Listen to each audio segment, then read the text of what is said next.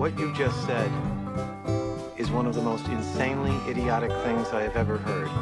What kind of ignorant shit is that? At no point in your rambling, incoherent response were you even close to anything that could be considered a rational thought.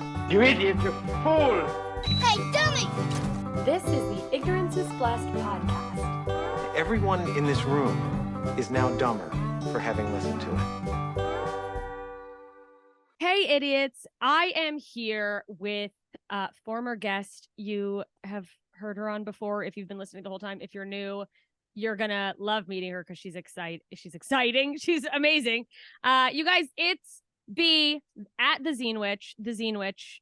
Follow her on Instagram. Find her everywhere. She's iconic. We are going to be talking astrology. This episode is coming out at the beginning of the year. If you're listening to this, you already know that.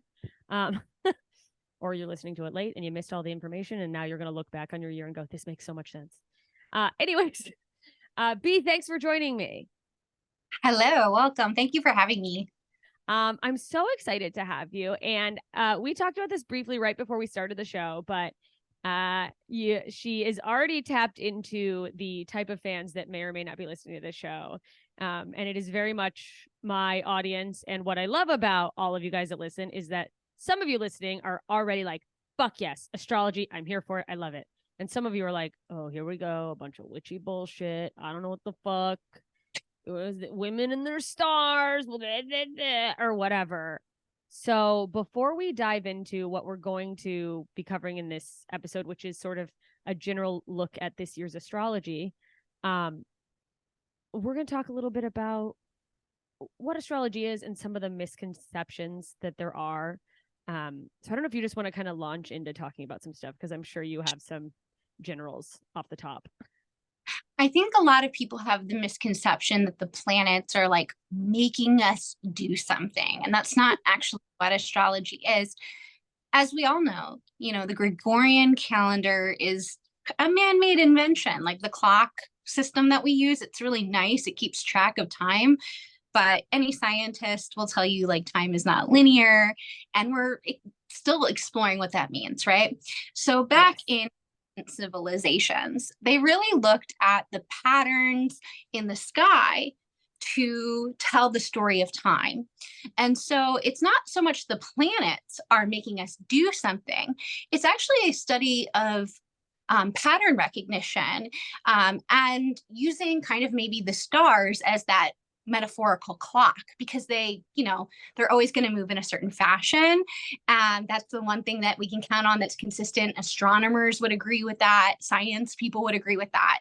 So it's more like looking at them and kind of understanding the mythology around what these planets mean, what they represent, and what kind of events sort of coincide with these moments in time. I love that. And for everyone listening who maybe just immediately went, what the fuck is a Gregorian calendar? Because I feel like I have that level of people. Yeah. That's just the calendar that we use regularly. Correct. And there's millions of different types of calendars.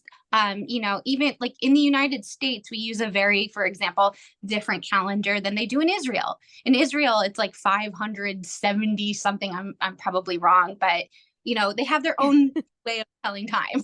Yeah. And it's all like, they are all systems that at some point were created. And it's so funny now to think of anyone listening not realizing that that's like a definite system, but it is funny that some people maybe just are so, this is their day to day that they don't even think about it. So really it's, I like that you use the term pattern recognition, because I feel like I just have never thought of it that way. And so I guess my thought or my question would be, so the things that, we'll often hear of becoming hurdles with certain types of astrology. I think the one we're used to, the most common one we hear is Mercury in retrograde, where people will, sometimes there's mix-ups in communication. Yes. And then some people really run wild with that, and anything that goes wrong in their life, they blame Mercury in retrograde. But yes. I mean, and that's like definitely a thing. Keeping in mind that there are various conversations. I like to think, okay, so something that's really simple to think about is like, think of the planets as, a transit system. We call them transits. So think about it like they're bus stops, and when certain people are on the bus, you're going to feel like a certain type of vibe, right? You have people that are more aggressive. Maybe that would be like a metaphor for Aries or Mars energy. So when that's coming in, people are looking for a fight. But as opposed to maybe Capricorn energy, which is ruled by Saturn. So Saturn's a little bit more of a disciplinarian, and he's the principal, and he's Mr. Building, basically. Yeah. He's just misbehaving. So you're gonna have like a much more centered, you can read a book on this bus, like you're not gonna be bothered. So yeah, I like to think of them as bus stops. I like that. That's such a great metaphor. And Yeah. so for those who are maybe just completely in the dark, no pun intended, about astrology, sort of how it maybe can impact an individual, it's based on what's going on in the sky at that certain moment, but also has to do with what time and where you were born, right? Yes. And I think that for the people who are listening, who maybe work in like a hospital setting or somewhere where they're going to see a lot more crisis situations, I mean, you're going to see, for example, on a full moon, you're going to see people being very worked up. There, of course, there's, all the old jokes about full moons, but people your emergency rooms get full during full moons. And then with new moons, generally things they kind of slow down because their news cycle's opening up. So there's a bunch of different things happening in an astrology chart at once. It's not, oh, you're a Gemini, you must be like this. Bipolar. Yeah, exactly. But there's a few different conversations, and that's where it gets a little bit complicated for people. Okay. And so just please know that like when someone's looking at an astrology chart, they're not just analyzing like a particular sign. They're looking at the conversations of the planets and like how they get along. And like, let's say we use that, metaphor of like a bus stop, right? Like maybe you're on a road trip with people, and certain planets are going to be like your allies. You're going to be in sync. For example, Jessica Michelle, you are a Libra moon. I'm an Aquarius moon. These two signs, they trine each other, meaning they're in the same element. They're both air signs. Okay. The moon, our emotional landscape and how we deal with awkward situations or where we find ourselves comfortable. So air moons tend to need to verbally exchange ideas. So when you're worked up, you're probably going to want to talk about it with a friend, as opposed to maybe a Scorpio moon that needs to like really let it settle. They might be a little bit more critical. Should I act on it? Because they're going to want to be a little bit more controlled. So you're planning a road trip. You want to find people who have, for example, a moon that gets along with yours, because that's your comfort. Oh, that's so interesting, and has forever altered how I will decide who I tour with. So sorry, guys. Okay. Well, on that little note, with like birth charts being so important to how astrology kind of plays a part in your life, and also great, thank you for using the full moon analogy, because I feel like there's definitely a pretty decent chunk of the population out there that would go, astrology, that's a bunch of bullshit. But then they would reiterate something that, well, people are crazy on the full moon. They always say it. And it's like, okay, well, what, those things go hand in hand. So that's something to think about. If people are wanting to pull their birth chart, so we want people to take a second and pull their birth chart, right? Like that's. Yeah. So one of the places that I would really recommend, if you're new to astrology, you want to follow along this conversation with us, I encourage you to. I want to hear your feedback. Message me and let me know like what you learn. You want to go to tagged in the show notes, by the way. So do that. I really like using a website. A lot of astrologers like using the website astro.com. So you can type in your info. You'll need your birth date, your birth time, and your birthplace, and then you can plug it in. And I use what is called a whole sign house system when I'm looking at transit. So if you pull your chart on CoStar or Cafe Astrology, it's probably not going to come up like that. So one simple way as a newbie, you can kind of look at it is to, say you're a Libra rising when you pull your chart, right? And that'll be whatever sign is in the first house. I want you to pull up a Google search that says Libra rising chart and then image search it. And you can actually pull a physical chart so you can follow along today. Oh, I love that. So you kind of focus on, or not focus, but it sort of stems or goes around the rising sign. Yes. And so everyone's chart is going to look the same in a whole sign house system. When you pull your chart on like CoStar, it uses something called a Placidus house system. And there's nothing wrong with that. If you're doing more soulful work, if someone's looking for meaning in their life, I like using it for that. But when it comes to like strategic transits, like things that are concrete, I like using whole sign. I love this. I think I use the Chani app. I think you might have recommended that book. Yeah, it's a great app. And she does the same thing. And it's so funny that you're saying this now because I for sure read her book before I got the app and probably forgot you saying this exact same thing in our previous conversation, which by the way, if you guys like this and you want more in-depth, just general astrology 101, I have already interviewed Bee and you can search for that in the podcast. Join my Astro School. It's $25 a month. You get like a shit ton of content. Oh my God. Yeah. Just go do that. Yeah. Yeah. Well, I just remember looking at CoStar and I don't know why, but I like looked at my chart there and I was like, this chart's wrong. Like I didn't, it just was like something, I don't remember like what thing was differently placed, but I was like, anyway, it's probably not wrong. It's just different. Like, I mean, like if you hate astrology, but maybe just like color me the next 30 minutes of your time. And if I'm wrong, I'm happy to be wrong. Yes. Just humor us. And for the next, however long we go, just go, okay, I'm going to choose to believe or pretend to believe that this could be real and see how you feel and see what you learn and see what you take away. I think that's so important to do with all of these conversations. And this one is no different. So we're going to take a quick break so you guys have time to pull up your chart. And when we come back, we're going to dive into more about our charts and about what's going on this year. Yay. Okay, we are back. And I mean, let's just get down and dirty, I guess. Do you think that there's some stuff we should walk through in terms of general knowledge about the charts before we dive into kind of the overarching themes you have for the year? Or do you think it'll all...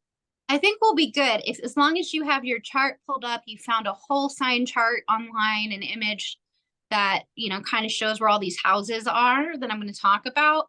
And you should be good. And if you do have a question, just send me a DM or send me an email or something like that. But I think it should be self-explanatory. Also, if you do pull your chart on like CoStar, it will always give you your rising sign correctly. It's just other things that are usually incorrect. Yeah, I shouldn't have made anyone worried about that. If it was the rising, I would have said that and remembered it immediately. But the rising, ascendant, all of these words are, they're the same thing. So first house, ascendant, rising are all the same thing. Okay, awesome. Well, I hope you guys have your chart pulled. I have my chart pulled up and I'm so excited to hear what kind of, I mean, like you're just kind of going to go into some like general things for the year that are going to maybe be big for broad strokes to pay attention to. So what I'd like to do today is I'm going to talk about 3 major transits and then the eclipses. So the first thing I think is like the biggest movement that's happening next year starts on January the 20th, and that's Pluto is moving into Aquarius. So to describe Pluto is a very slow moving planet. The further out a planet is, the slower it's going to move, right? So Pluto moves in a fashion where it really defines an entire generation of people. So millennials are often Pluto and Scorpio. If you were born between 1972 and 1983, you might have a Pluto in Libra. And these are different generations. That would be like what they call that Gen X or something, or, later millennials. They're so forgotten. Everyone's like, millennials, Gen Z, and they're like, fuck you guys. What about us? So when these planets shift, we see big, huge generational shifts in the world. It really feels like this is just like a new moment in time. So I want to take you in the Wayback Machine to the last time that Pluto shifted, because that would have been in 2008. So if you want to look at your chart and see where Capricorn is, because Capricorn's right behind Aquarius, this is where generationally you have been telling a story. So Pluto represents transformation, decay, birth, like death and birth cycles. So like redoing something, recycling something. Wow. Just like burning that motherfucker down kind of thing. So wherever Capricorn is in your chart, whatever house it's in, that's where it's been doing a lot of work over the last, how's that, it's like 15 years or so. And so you will see a story in your life kind of play out. So usually, like if it was in your fourth house, the fourth house rules the home, the family, the living situation. So you might have moved, if that was happening for you. Wow. So you'll want to see the associations of that particular house. And there's a story that will be ending so that a new one can begin. And that's what you're here to change. Now, because this happens over like a very long period of time, it's not going to happen very like suddenly, but you're going to start to see this change. And then you can look back when Pluto moves into Pisces, which it will 15, 20 years from now, and see what that full story was about. So the first house, quickly, if this is happening in your first house, this is your physical body, this is your job, this is how other people see you. You're redefining that part of you. So we'll see like major transformations if you're like, for example, an Aquarius rising or Aquarius ascendant. That's physically who you are is transforming over the next 10, 15 years, right? Okay. Just in your second, it's going to deal with. Really quickly, are people looking at where Pluto is or where Capricorn is? They want Capricorn is in their chart. Okay. And they're already see a story that is ending in their life, right? Okay. So perspectives okay, so if where Capricorn is in your chart, that is the story that's ending. Okay. And where Aquarius is, this is where the story is beginning. So quickly, I will go over some of the significations of the houses so you can kind of. Sorry I interrupted. I wanted to. No, that's great. I like questions. It makes me feel like you guys are understanding things better and I'm not just talking. Okay, so the first house will be physical body, like I said, yourself, who you are in the world, changing, transforming. This might look like who you're, a lot of times we can see this in relationship to other people. So people can go through divorces, they can go through marriages, their physical name is changing, who they are, their job changes, but it's physically things that physically people can see that are happening in your life, right? Wow. So if you're an Aquarius rising, Pluto is moving there. If you're Capricorn rising, Pluto has been doing that since 2008 for you. So that makes sense? Yes, that makes total sense. Okay. So second house is a lot to do with our finances, our diet, and our self-esteem.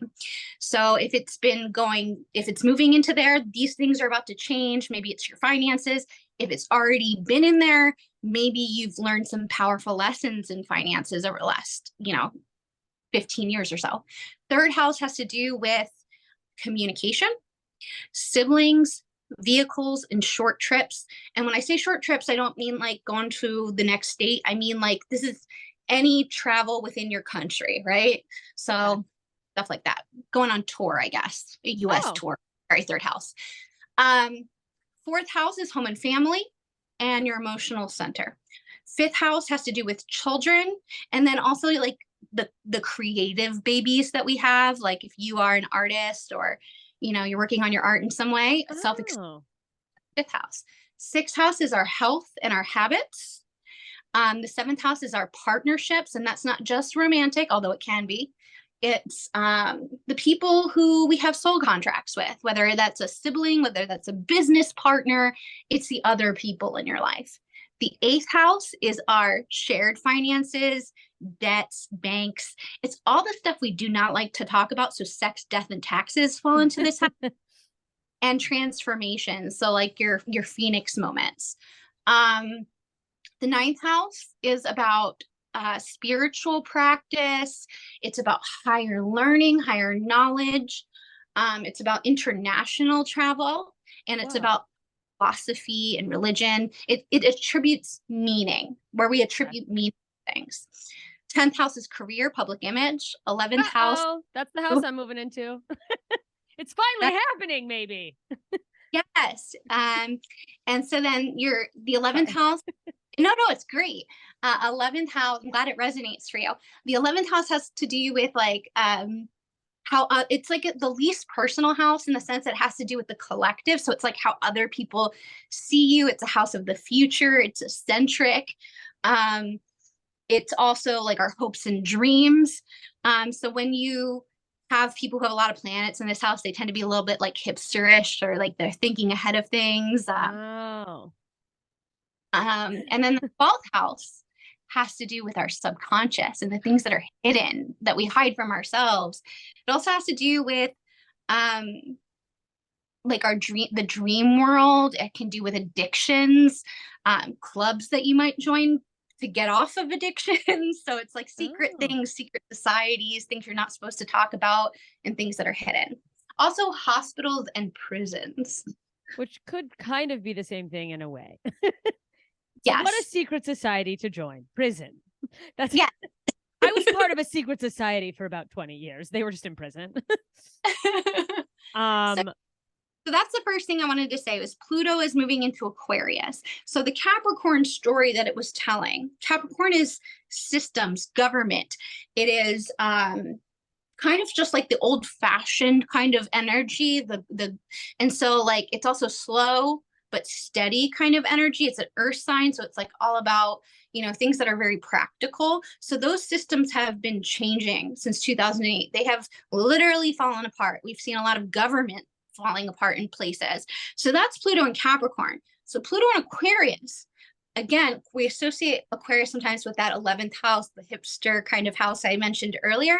So the 11th house and Aquarius energy has to do with the future. And it has to do with, what benefits the collective and groups of people. It's also because it's like the future, it rules things that are like technological. So, computers, when you plug in an electric guitar, that's very Uranian, that's very 11th house Aquarius energy. So it's the inventor archetype, I would say. And it's about groups and what benefits everyone else. So we're going to see a lot of changes in these areas, and obviously a lot of technological change. When Pluto moves 15, 20 years from now, we're going to be in a different world. Wow. And so my question to you is, looking at your Aquarius, like where this falls in your chart at home, is how is technology going to affect this area of my life in possibly a beneficial way over time? How can I connect with other people in new ways? What friends and groups of people and organizations are going to come into my life through this area of life? So, for example, if this is happening in your 9th house, maybe you've decided to go back to school and you're going to pursue a degree or something, and you're looking to find a job that benefits the collective, or maybe you're meeting new friends through this area of life. So that's where you're going to see changes start to unfold. Now, this begins on January 20th, 2024, and it will play out over a long period of time. So it's not going to happen overnight. But if you look at Aquarius too, this will especially affect you. Wow. That's fascinating. Yes. Wow.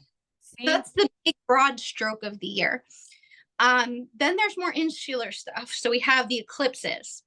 So eclipses are storylines that generally play out over 6 months. My great metaphor for an eclipse is it's like a season opener of a television show. And then the lunar eclipse, so that would be a solar eclipse, would be the opener, right? Wow. Something, yeah. New storyline for the next 6 months. And then the lunar eclipses are going to be the finales. Oh, okay. And so the eclipse we just had what was that?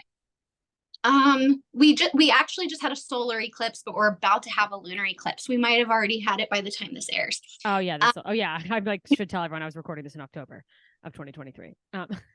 Yes. So we have a few eclipses next year, and they are in the signs of Libra and Aries. And so, and also Pisces. We have a lunar. Okay.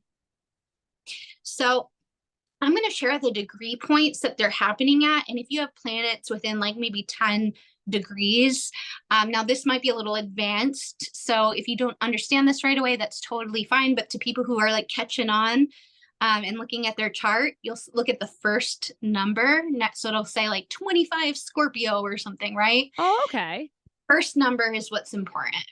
Okay. So, if you have planets within like 10 degrees of this means there's a storyline opening up for you.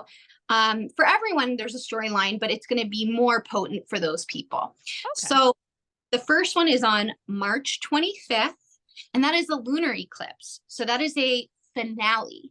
In the Libra section of your chart, it's at 5 degrees. So if you have planets at the early degrees of Libra to about 10 degrees, I would say, then there's something that's kind of wrapping up or culminating at this time for you.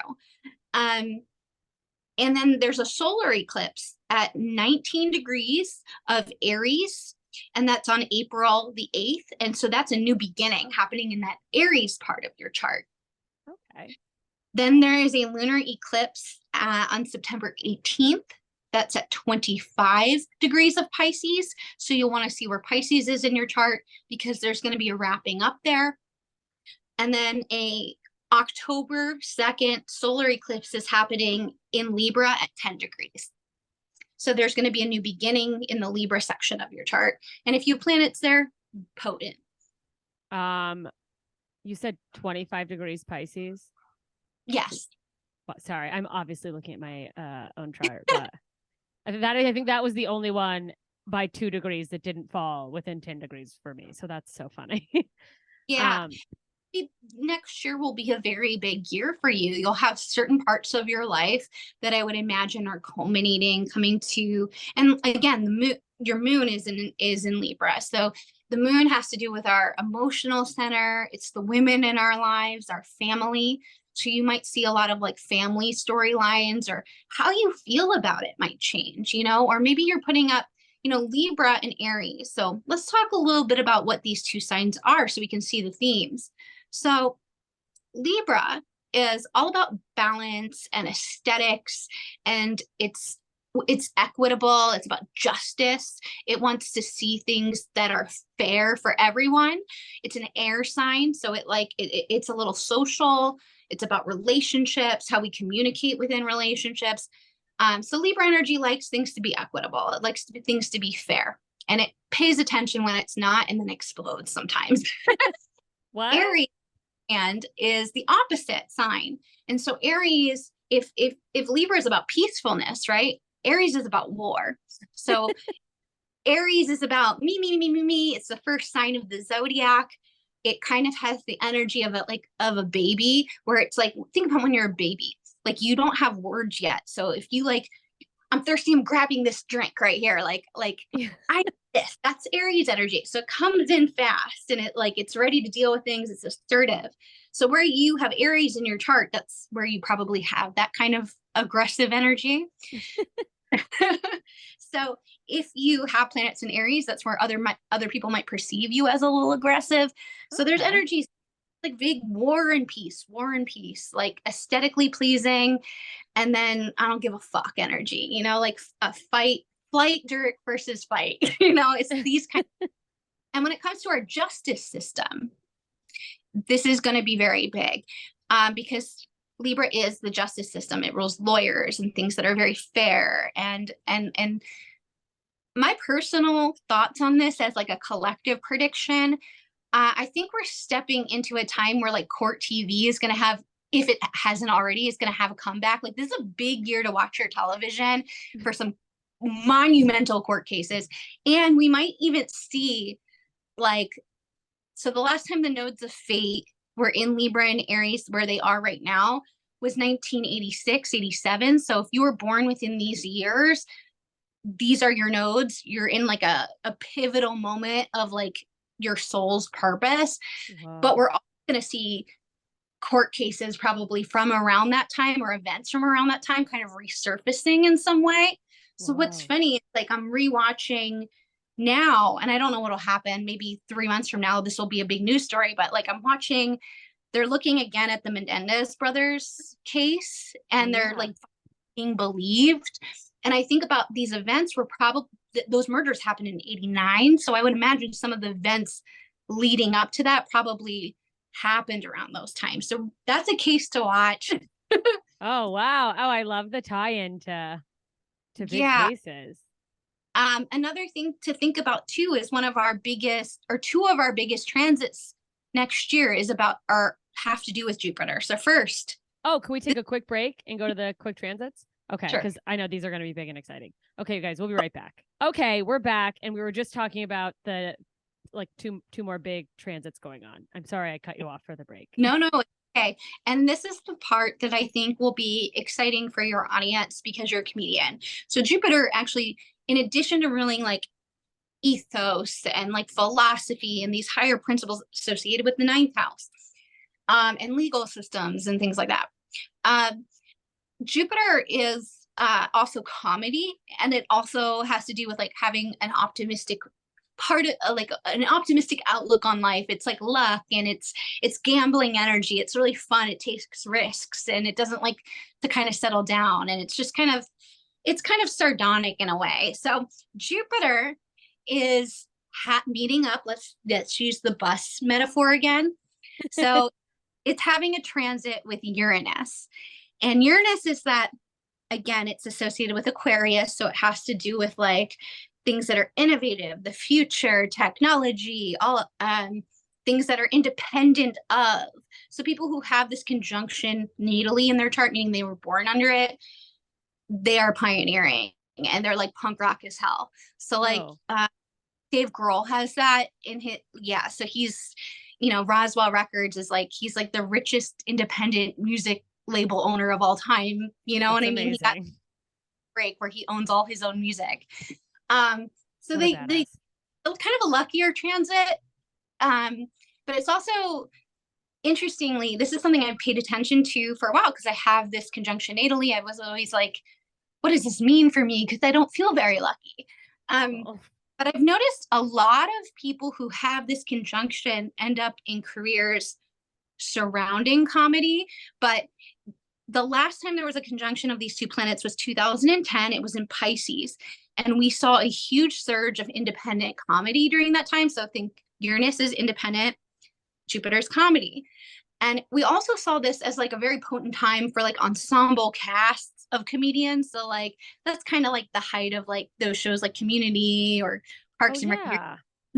But Aziz has this natally, so he's like a walking example of somebody who has this conjunction. And you think about like what his humor is, it's always been like a little hipster-ish, a little bit alt. Hannibal Buress has it. Makes sense. Schlesinger has it.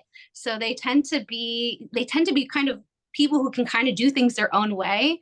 So if you're listening to this and you're a comedian and you're like trying to figure out how to make it, my advice for this year is to just play up your weirdness. Like that doesn't mean to like you make shit up, but like generally the things that make you quirky or weird, or talk about your specific special interest, like that's going to be much more appreciated this year. Oh, I love this. Yeah. And so if you're like a musician, I wouldn't be surprised if like more independent art kind of resurfaced as like the thing again. These people tend to like have a very unique outlook on life. So some of the charts that I've been looking at just off the cuff, like music wise, culture wise.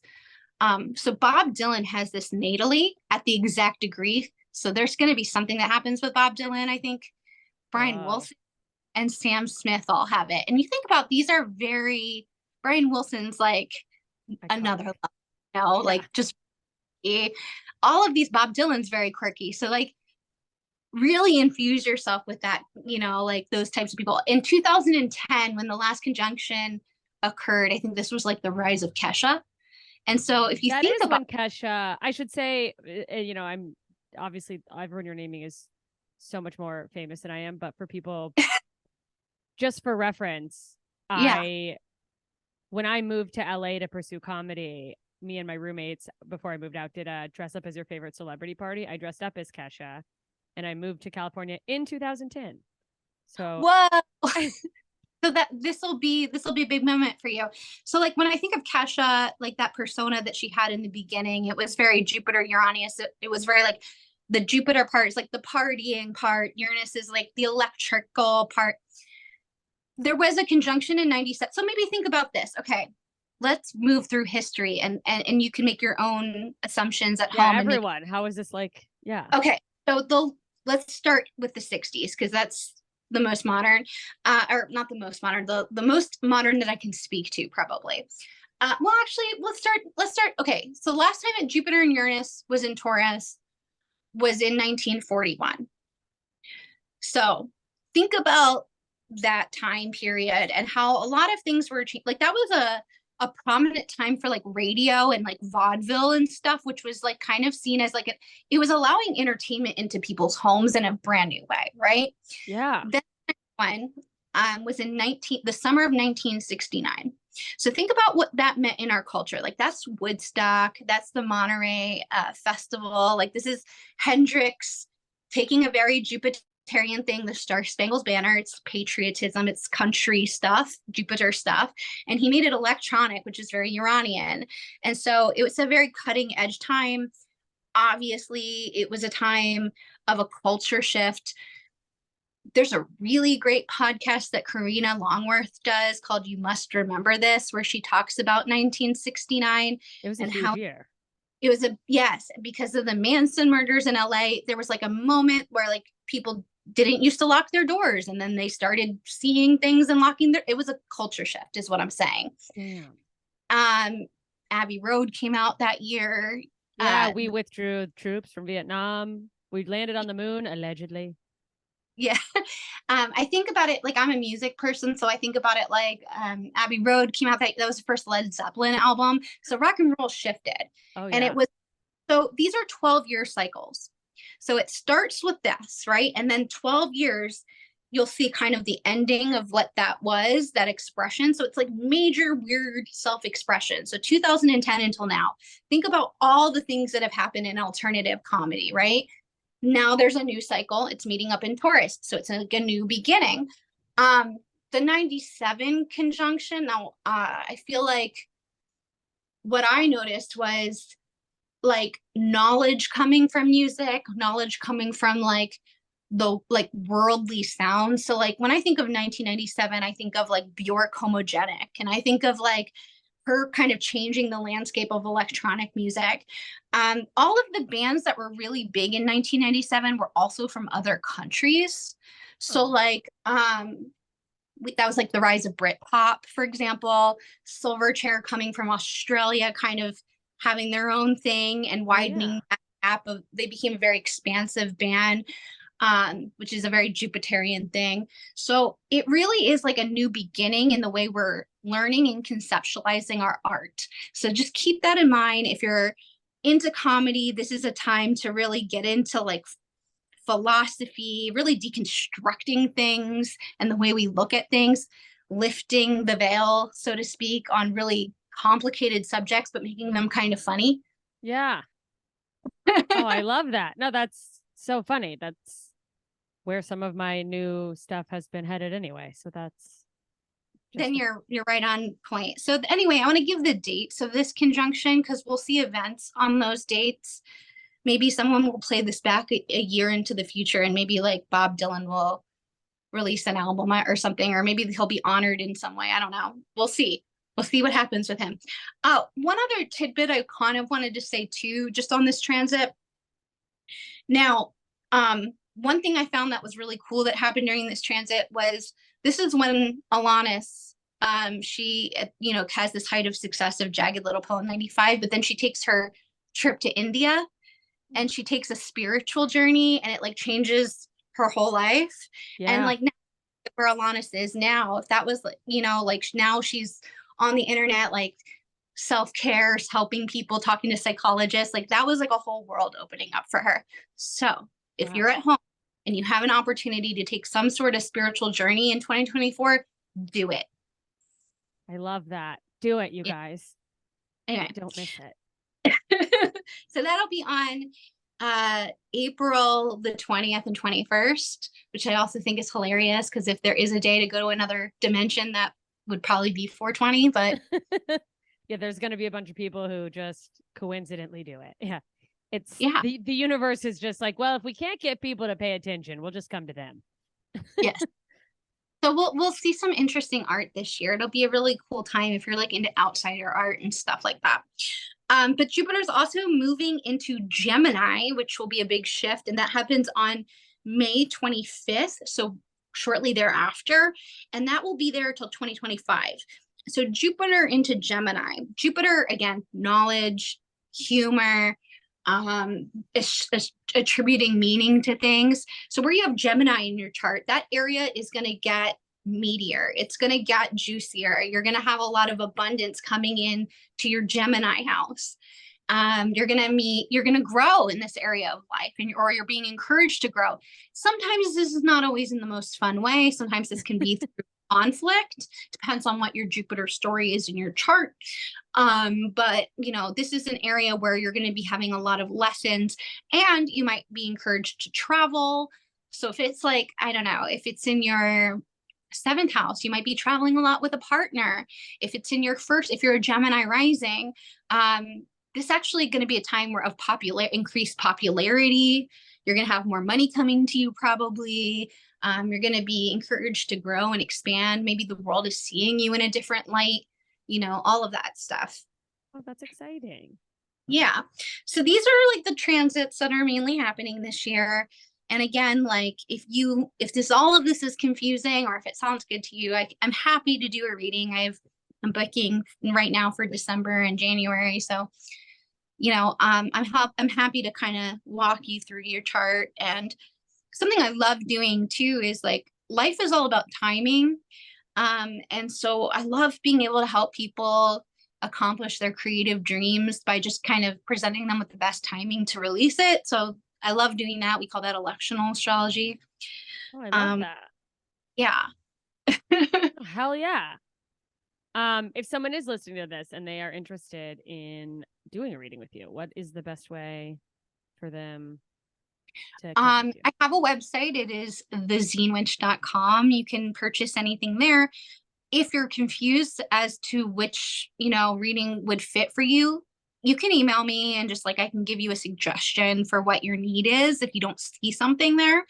I'm happy to like figure it out. And that my email is just thezinewitch@gmail.com. And then I also like did a discount code for any of your listeners for 30% off if they use the discount code JMS, all capitalized. Yay.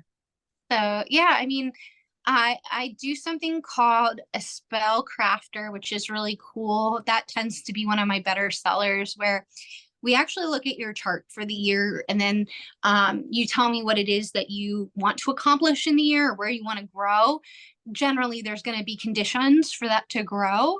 If not, I will explain what year that would be, and we will create spell work, ritual, affirmations that best reflect what's happening in the sky so that you can actually have your dreams come true. Because sometimes like I've had people be like, I did spells as a kid, but they never worked. And they don't realize, again, it's this magical clock of the sky. So timing is everything. So you can make anything you want happen for the most part. I mean, within reason, if right timing.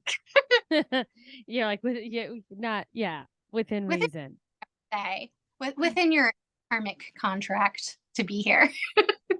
Yeah, there's some things you just have to deal with, I suppose. Before we wrap up, oh my God, I'm so sorry to everyone if you can hear my dog barking at surely nothing. Okay.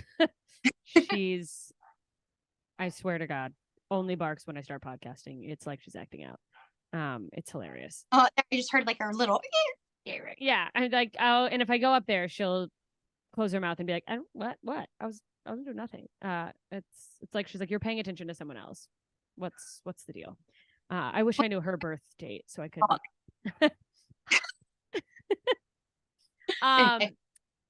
How I want to just do some like quick little mini interview background of like your relationship to astrology. Like, how did you get into this? I got into astrology. I mean, I guess there was always like an interest. My mom died when I was 3. So I grew up in a very religious environment. So like there was some part of me that already like always knew that there was more to things. And then my sister, I think I talked about this on the last episode. My sister and I have always had like a very witchy connection. Yeah. And so I guess I went through, although there was an interest for a really long time, I went through a really bad breakup and some really awful things. And I was just like, how did I get here? And I was doing a lot of like soulful work. And it was the first time I read something where things in my body made sense. Oh, wow. I was like, oh, I've been feeling this. I've been feeling astrology for a long time. And it's the way that it would come out a lot to you would be like, I would match make my friends and I wouldn't know why because I'm autistic. I just thought it was like my weird, you guys should be friends. That you were a Rain Man for friendships. Basically, I was the millionaire matchmaker. By the way, Patty Stanger started off as an astrologer. So I think that that's really funny. So generally people like, I always kind of had that. So the minute that I was like, oh, well, that person was a Gemini sun, that person was a Gemini moon, I must have felt that. I was like, oh, this makes sense. So I guess that's kind of how I got into astrology. One of my favorite books I'd love to share really changed my life. If you're like new to astrology, you're like, okay, sold. How do I read more about this? Look up what are called the nodes of fate. So your north node, sometimes it's referred to as a true node, and your south node. And get this book called Astrology for the Soul by Jan Spiller. It is incredible. She does these deep dives into your past lives. It just so resonated for me. And that book, once I read that, I was like, I'm sold. Like, I want to explore this more.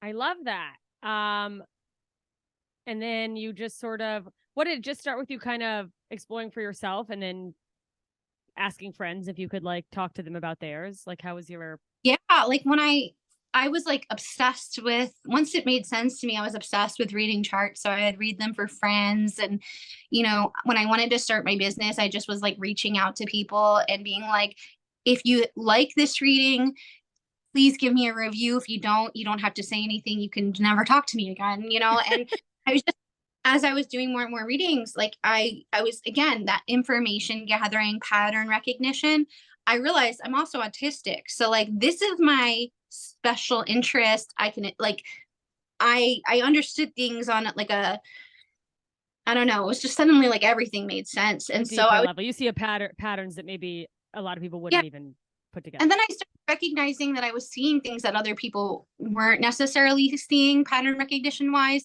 And maybe that is because of my neurodivergence. I'm able to like zoom in on certain things. And so I just realized I became good at it because I was able to do that a lot. And then I started developing my own opinions that were separate from what I read in a book. And then it just evolved. I love that. I love this so much. This is awesome.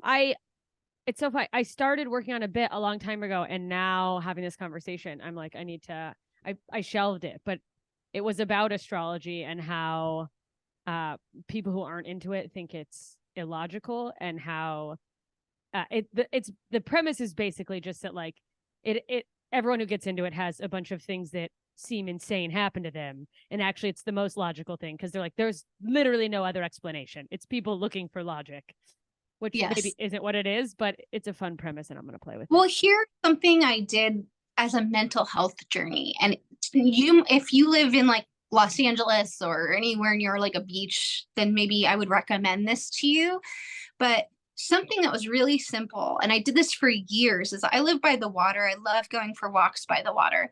But I would start pulling the chart and like looking at the wave patterns and how, the water was having a conversation. Some days, that it's going over the barriers and it's like crazy, right? Like big tides. Other days it just feels very still.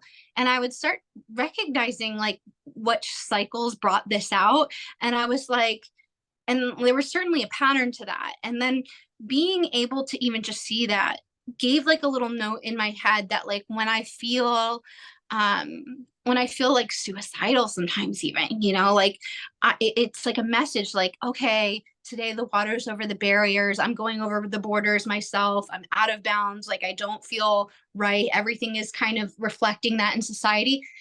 But now I know tomorrow will get better because this transit will be over. I'll go back. I'll see the water. It'll be very still the next day. I'll notice my own stillness. And it's just a creative practice. So if you're into astrology and you live by water, you can see how it affects other things. For some people, I have a really dear friend who's an astrologer. She notices it with her pets. So she pays attention to her pets' moods and certain transits. Usually it's a Mercury retrograde because pets are Mercury. So when they go retrograde, act a little loony. Oh. Also, by the way, another thing to think about, I just said loony, lunatic, the moon.